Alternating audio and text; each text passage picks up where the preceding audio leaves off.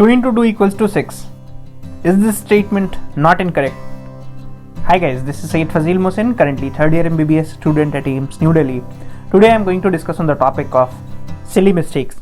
बहुत सारे बच्चे सिली मिस्टेक्स करते हैं और सिली मिस्टेक्स के चक्कर में बहुत सारे नेगेटिव्स कर जाते हैं और मैं भी बहुत सारे नेगेटिव्स करता था। मैंने जब नीट पहली बार दिया था तो मेरा नेगेटिव हुआ था टोटल 25 से 30 नेगेटिव मैंने किए थे। ठीक है, तो अब नेगेटिव को कैसे कंट्रोल करना है आज इसके बारे में बात करते हैं और मैंने कैसे कंट्रोल किया।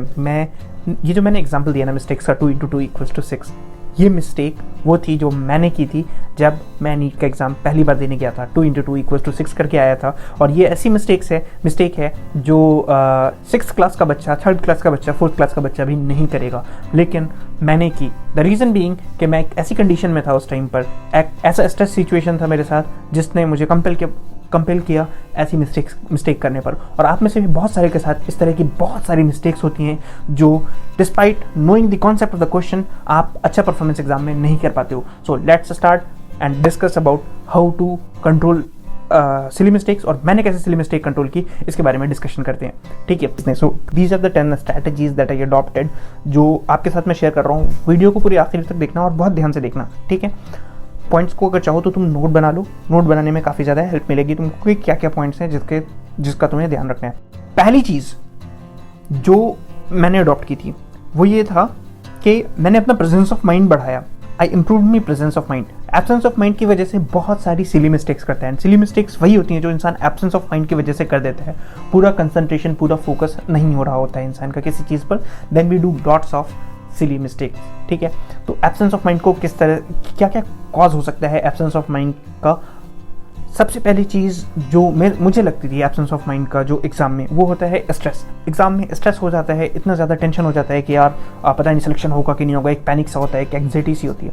उसकी वजह से क्या हो रहा होता है कि प्रेजेंस ऑफ माइंड कहीं और चला जा रहा होता है। हम पास में होते हैं कि हमारा सिलेक्शन होगा कि नहीं, हमारा दिमाग दूसरे की कॉपी पर होता है कि उसकी कॉपी में क्या चल रहा है, इसकी कॉपी में क्या चल रहा है, कौन कैसा कर रहा है। हमारा दिमाग घड़ी पर होता है एंड पेपर पर हमारा फोकस नहीं होता है। So when you are doing thing, focus on a thing which you are doing. जिस चीज़ पर तुम फोकस कर रहे हो उसको तुम बहुत अच्छे से कर सकते हो, इसलिए जो चीज़ कर रहे हो उसको बहुत ध्यान से उसको करो, उसी चीज़ में रहो। Live in the present moment, don't think about future, don't think about past, don't think about others. जो कर रहे हो उसके बारे में सोचो। इसकी वजह से तुम्हें पूरा का पूरा प्रेजेंस ऑफ माइंड तुम्हारा वहाँ पर होगा। ठीक है, एक चीज़ और होती है जिसकी वजह से दिमाग सही से काम नहीं करता, जो मेरे साथ भी हुई थी, स्लीप डिप्रीवेशन। बहुत सारे बच्चे स्लीप डिप्राइव्ड स्टेट में एग्जाम हॉल में जाते हैं और उसके चक्कर में बहुत सारी सिली मिस्टेक्स कर जाते हैं। एक्सीडेंट्स क्यों होते हैं स्लीप डिप्राइव्ड पर्सन में? एक्सीडेंट भी एक काइंड ऑफ सिली मिस्टेक्स है। जो स्लीप डिप्राइव्ड ट्रक ड्राइवर्स होते हैं वो भी मिस्टेक करने की वजह से लोगों को की जान तक चली जाती है उसमें। सो स्लीप बहुत ज़्यादा ज़रूरी है। स्लीप करोगे अगर सही से आप तो परफॉर्मेंस एग्जाम में आपकी बहुत अच्छी होगी। ठीक है, स्ट्रेस और आपका जो एग्ज़ाम हॉल में जो स्ट्रेस आता है उसको किस तरह से कंट्रोल करेंगे। तो अगर एग्ज़ाम हॉल में आप बैठे हो तो सबसे पहले डीप ब्रीथ करो, बहुत ध्यान से काम डाउन करो अपने आप को। Bring your self into the present moment. When you brought your self into the present moment तो फिर तुम्हारा जो फोकस होगा वो कॉपी पर होगा, तुम्हारा फोकस जो होगा वो कॉपी पर होगा, ध्यान कॉपी पर होगा और इधर उधर डाइवर्ट नहीं होगा। You will be fully present in the exam hall and I use to do this before getting started with my exam. दूसरी चीज़ जो है जो परफॉर्मेंस में प्रॉब्लम करती है, परफॉर्मेंस में बाधा डालती है, वो है हमारा time pressure. Time pressure exam hall में होता है जब हम घर पर आराम से सोफे पर बैठे होते हैं तो टाइम प्रेशर नहीं होता। घर के टेबल चेयर पर भी बैठे होते हैं तो टाइम प्रेशर नहीं होता। एक क्वेश्चन को हम 5 मिनट दें, 10 मिनट दें, सॉल्व करके आंसर सही से ही ले आते हैं। बट एग्जाम हॉल में टाइम प्रेशर होता है। You have to do things fastly as well as accurately. और जिस तरह का नीट का पैटर्न हो रहा है, आगे भी हो रहा है, उसमें एक्यूरेसी और स्पीड बहुत ज़्यादा इंपॉर्टेंट है और टाइम प्रेशर बहुत ज़्यादा यहाँ पर मायने रखता है कि आपकी जो एक्यूरेसी है वो कैसी रहेगी। तो टाइम प्रेशर की आपको हैबिट डालनी पड़ेगी। एग्जाम में टाइम प्रेशर से निकल नहीं सकते कि आप टाइम का ध्यान न दें। एग्जाम में टाइम का ध्यान देना ज़रूरी है। So the remedy for this which I used and which I suggest you to use is कि आप टाइम बाउंड होकर क्वेश्चन की प्रैक्टिस करें। जब क्वेश्चन प्रैक्टिस करते हो आप तो टाइम बाउंड होकर करो ना। जब क्वेश्चन सॉल्व कर रहे हो, फिजिक्स के 45 क्वेश्चन सॉल्व कर रहे हो तो 1 घंटा 15 से 20 मिनट मैक्सिमम इसका टाइमर लगाओ और इस टाइम के अंदर अंदर क्वेश्चन सॉल्व करो। बायोलॉजी के लिए 45 MCQ 90 MCQ कर रहे हो तो 30 से 40 मिनट में हो जाए, ऐसा टाइमर लगाकर MCQ सॉल्व करो। जब तुम घर पर टाइम प्रेशर के साथ परफॉर्म करोगे एग्जाम में प्रॉब्लम नहीं होगी। ठीक है, so try to practice under time pressure so that you don't face problem in exam और तुम्हारे लिए टाइम प्रेशर एक नॉर्मल चीज़ हो, एबनॉर्मल चीज़ नहीं हो। तीसरी चीज़ आती है परफॉर्मेंस एंग्जाइटी, जो बहुत सारे लोगों को अच्छा परफॉर्म नहीं करने देती है। तो परफॉर्मेंस एंग्जाइटी को बीट करने के लिए सबसे अच्छा जो तरीका है वो ये है कि एक तो स्ट्रेस में प्रैक्टिस करने की कोशिश करो। When you are practicing normally, try to practice under stress, under the same condition that you might face in exam hall. घर पे बहुत ज़्यादा आराम से प्रैक्टिस नहीं करना चाहिए, थोड़ा सा स्ट्रेस कंडीशन में प्रैक्टिस करना चाहिए, सो that you become use two of that stress condition, और एग्जाम में that stress condition will not be anything new. दूसरी चीज़ होती है परफॉर्मेंस एंग्जाइटी को सबसे अच्छा बीट करने का तरीका ये है कि don't think about your performance, कि तुम्हारी परफॉर्मेंस कैसी होगी, क्या होगी। Just be like cool captain, जैसा धोनी होता है ना अपना कूल कैप्टन जिसको कहते हैं ना, एकदम कूल होकर चीज़ों को हैंडल कर रहा होता है। When you are cool, when you are calm, you perform better than others, ठीक है। So be calm, be cool in exam so that you don't commit lots of silly mistakes. Fourth thing is very important, try to listen it, focus करके सुनना, बहुत ध्यान से सुनना। आप लोग सबसे ज़्यादा मिस्टेक्स कहाँ करते हो? हार्ड क्वेश्चन में ना, आप लोग मिस्टेक करते हो इजी क्वेश्चन में, and this is very scientific and there is a scientific basis to this. हमारी थिंकिंग के दो टाइप होते हैं, type 1 and type 2 thinking. Incidentally एक दो दिन पहले ही, मैं इस वीडियो को बनाने से पहले मैं अपने मेडिसिन की बुक में पढ़ रहा था, तो उसमें decision making, clinical decision making के बारे में था कि why sometime we make mistakes in clinical decision making. तो वहाँ पर एक चीज़ थी जो बहुत इंपॉर्टेंटली स्ट्रेस की गई थी, वो ये था कि बहुत से ऐसे टाइम पर इंसान कंक्लूजन पे जंप कर जाता है। We jump to the conclusion without even thinking much about the thing, and this is a very very natural human tendency. So try to control this tendency and try to think clearly and try to think a stepwise manner. If you think in a stepwise manner, if you think in a proper sequential stepwise manner, and you check that you don't miss any step, you are not going to commit mistake, ठीक है। तो generally क्या होता है कि हम जल्दी से कंक्लूजन पे जंप कर जाते हैं और इस वजह से मिस्टेक्स होती हैं। एक एग्जांपल देता हूँ मैं, क्वेश्चन पूछता हूँ मैं आपसे, आप इसका आंसर चैट बॉक्स में देना।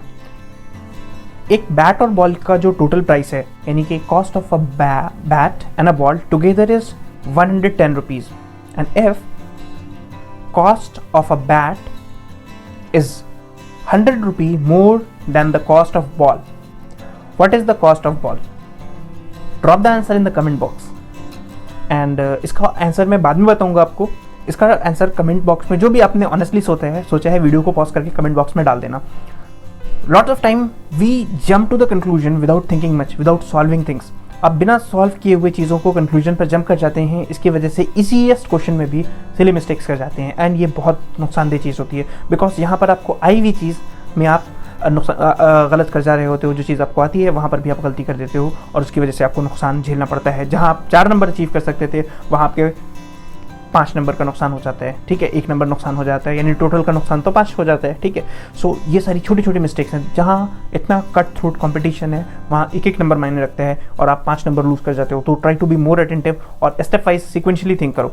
सो fifth thing is that do calculations in clear cut step wise manner. Clear cut step wise manner में फिजिक्स में ज़्यादातर ये सारी गलतियाँ होती हैं। कैलकुलेशन स्किप मत करो, कितना भी इजी कैलकुलेशन है स्किप मत करो। And a lot of you might have got the wrong answer for the previous question. ये भी इस वजह से है कि आपने कैलकुलेशन स्किप किया, आपने सिर्फ माइंड में सोचा और कर दिया। If you had done this question on paper, calculation किया होता, लिख के किया होता, तो आपका आंसर सही होता, ठीक है। बहुत सारे so never skip any calculation step, और कैलकुलेशन स्टेप को हमेशा क्लियर लिखना, हमेशा क्लियर साफ साफ कैलकुलेशन करो, स्टेप वाइज देखो। बहुत ज़्यादा घच पचा, जिसको कहते हैं ना हिंदी में, घच पचाना नहीं होता पेपर में। पेपर में स्पेस भी बहुत सारा कम होता है आपके पास, उसी कम स्पेस में, छोटे से स्पेस में आपको अच्छे से करना होता है। सो अगर आप उस छोटे से स्पेस में अच्छे से करोगे तो आपकी कैलकुलेशन भी हो जाएगी सही से, और सिली मिस्टेक्स के चांसेस भी कम हो जाएंगे, ठीक है।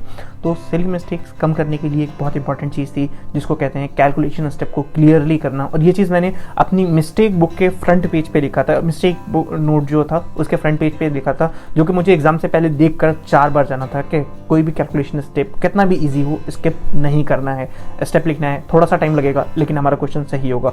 अगर हम सीधे करेंगे तो सीधे -5, मतलब सीधे 5 नंबर का नुकसान हो जाएगा, ठीक है। तो इस बात को ध्यान रखना है कि कोई भी कैलकुलेशन स्टेप में स्किप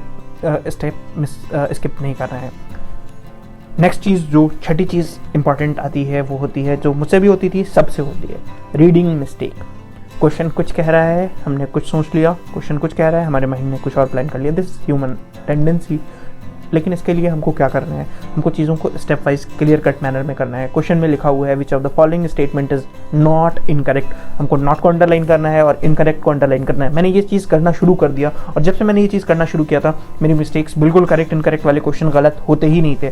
सीधे हाईलाइट किया नॉट इनकरेक्ट, नॉट को हाईलाइट किया और इनकरेक्ट को, नॉट इनकरेक्ट और को जो रिजल्ट आता है, for example which of the following statement is not correct, इसका मतलब है which of the following statement is incorrect. तो इनकरेक्ट वाली चीज़ आपके माइंड में होनी चाहिए। सिर्फ माइंड में होने से काम नहीं चलेगा, बल्कि उसको वहीं पर क्वेश्चन में दोनों को कट करके इनकरेक्ट लिख दो।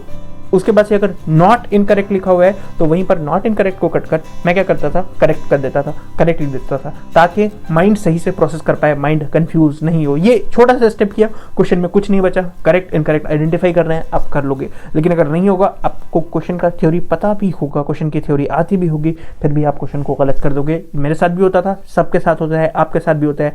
Try to improve your self, सीखो और इम्प्रूव करो, ठीक है। इसके बाद से अगली मिस्टेक, एक और चीज़ होती है यहाँ पर क्वेश्चन को रीडिंग करने में, जो होती है यूनिट की मिस्टेक। यूनिट दी हुई है सेंटीमीटर में, आपने मीटर पढ़ लिया। यूनिट दी हुई है किलोमीटर पर आवर में, आपने किलोमीटर दे दिया। यूनिट दी हुई है किलोमीटर पर सेकंड में दी हुई है, कभी कभी इस तरह का कर देते हैं वो लोग। यूनिट किलोमीटर पर सेकंड दी हुई है, दे दिया उन्होंने, उनकी मर्जी, क्यों नहीं दे सकते।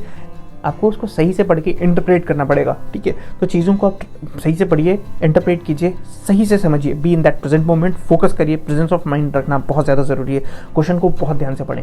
और कहाँ पर गलती होती है, और होती है एनसीईआरटी के साफ साफ सुंदर सुंदर प्यारे स्टेटमेंट में थोड़ा सा चेंज करते हैं वो, और आपके दिमाग में चूँकि एनसीईआरटी पढ़ने की आदत होती है, आप स्टेटमेंट पढ़ते जाते हो। एनसीईआरटी में नॉट नहीं लिखा है, एनसीईआरटी में लिखा है for example X Y Z, कुछ भी लिखा है कि स्टेटमेंट लिखा है जिसमें नॉट नहीं लिखा है, उन्होंने छोटा सा छुपा के अंदर नॉट डाल दिया।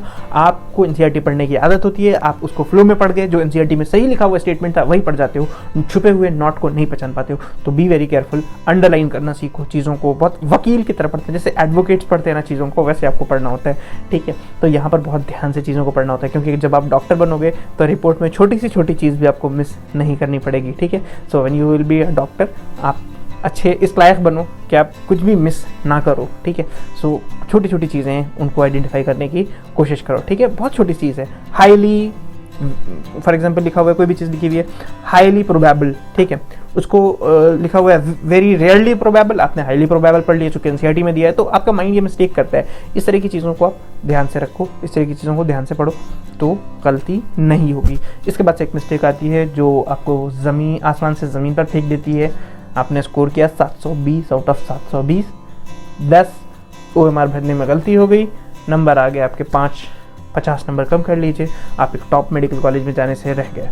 आपके नंबर आ रहे थे 600, 10 MCQ सिक्वेंशली गलत हो गया, 550 रेस से बाहर। तो OMR भरना बहुत इंपॉर्टेंट होता है, बहुत सलीके से भरना होता है। मैं क्या करता था, मैं सारे क्वेश्चन को साथ साथ भरता था। पहला क्वेश्चन किया, सॉल्व किया, उसका ऑप्शन बी आया, मैंने बी भरा, सब वोकलाइज किया, बी बी बी, और जब तक बी नहीं भर दिया बी बी बी बोला, नहीं कम किया। इसी तरह से क्वेश्चन 5 किया, 5 का ऑप्शन लगाया, ठीक है। बहुत सारे लोग करते हैं कि पूरा 45 क्वेश्चन कर लेते हैं या पूरा 180 क्वेश्चन कर लेते हैं, उसके बाद से शुरू करते हैं OMR करना। I don't think this strategy is right. जो क्वेश्चन सॉल्व करते जाओ, OMR भरते जाओ, दिस स्ट्रैटेजी इज बेटर। उसके बाद से नेक्स्ट चीज़ आती है लर्न फ्रॉम योर मिस्टेक। ये सारी चीज़ें तो मिस्टेक्स इंसान करता है, मिस्टेक्स आप नॉर्मली भी कर रहे होते हो, तो जब नॉर्मली मिस्टेक्स कर रहे होते हो तो learn from them, identify your self, identify your tendency to commit mistakes. कुछ लोग कैलकुलेशन में मिस्टेक्स करते हैं, कुछ लोग रीडिंग में मिस्टेक्स करते हैं, स्पेसिफिक टाइप होता है, बहुत सारी चीज़ें पर्सनलाइज होती हैं। तो learn about your self, learn about the mistakes you commit. मैंने भी अपने आप को आइडेंटिफाई किया कि यार देखो, ऑनेस्टली चीज़ों को मानना पड़ता है। यू हैव टू एक्नॉलेज कि मैं अगर गलत हूँ, मुझसे मिस्टेक्स हो रही हैं, तो मुझे आइडेंटिफाई करना पड़ेगा, मानना पड़ेगा कि मैंने मिस्टेक्स की हैं। ये नहीं कि चलो ठीक है, ये इतनी सी मिस्टेक्स को इग्नोर नहीं करना, ठीक है। तो लर्न फ्रॉम योर मिस्टेक्स, अपनी मिस्टेक्स की जो भी मिस्टेक्स होती हैं, छोटी छोटी मिस्टेक्स को आइडेंटिफाई करो और उनसे लर्न करो, and do not commit them again. इसी के लिए सबसे इंपॉर्टेंट चीज़ होती है मिस्टेक्स डायरी बनाना। जब आप नॉर्मली क्वेश्चन सॉल्व कर रहे होते हो, डेली प्रैक्टिस पेपर बना रहे होते हो, DPP सॉल्व कर रहे होते हो, या डेली क्वेश्चन बना रहे होते हो, वहाँ पर आप कुछ मिस्टेक्स करते हो, उन मिस्टेक्स से लर्न करो, उनका नोट्स बनाओ कि मैंने आज फिजिक्स में इस फॉर्मूले में ये गलती की, बायोलॉजी में ये स्टेटमेंट पढ़ने में ये गलती की। फॉर एग्जांपल, नहीं भी बना रहे हो अलग से नोट, टाइम नहीं है, वहीं पर रेड पेन से लिख दो कि ये मिस्टेक मैंने की, XYZ मिस्टेक मैंने की, ठीक है। तो मिस्टेक डायरी बनाओ, मिस्टेक डायरी बहुत ज़्यादा हेल्प करेगी। डेली मिस्टेक डायरी बनाओ, दिमाग में चलता रहना चाहिए कि ये मिस्टेक्स मैं कर सकता हूँ। धीरे धीरे उसको फीडबैक लेकर, अपना ही फीडबैक अपने से लेकर इम्प्रूव करो, ठीक है। और एक सबसे इंपॉर्टेंट चीज़ होती है, मिस्टेक्स को यार seriously low.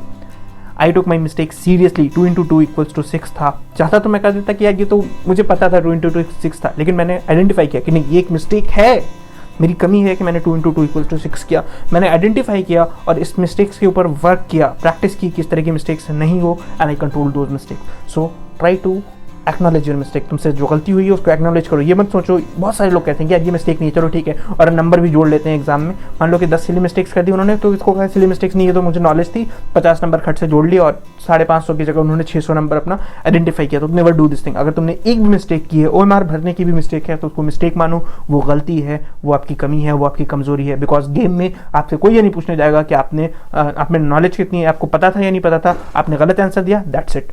So hopefully this video help you a lot, and if you like this video, try to share with your friends और like button जरूर press करना, and you can ask your queries in the comment box. All the best.